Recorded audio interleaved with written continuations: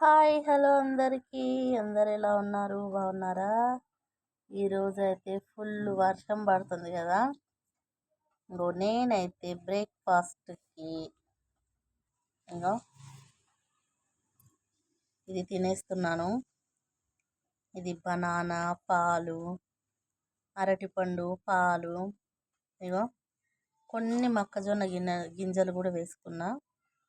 ఎందుకంటే ఇలా చక్కెర కానీ ఉప్పు కానీ నేను ఏది యూజ్ చేయను కాబట్టి ఇలా వేసుకున్నాను. ఇవి చియా సీడ్స్ అండి. వెయిట్ లాస్కి చాలా మంచిదని చెప్తుంటే ఇంకో తీసుకొచ్చి నైట్ అంతా నానబెట్టేస్తే ఇగో మార్నింగ్ కల్లా ఇలా మంచిగా ఉబ్బిపోతాయి. ఇవి పాలల్లో వేసుకొని ఇలా తినేస్తే వెయిట్ లాస్ అవుతారు. మీరు కూడా ట్రై చేయండి.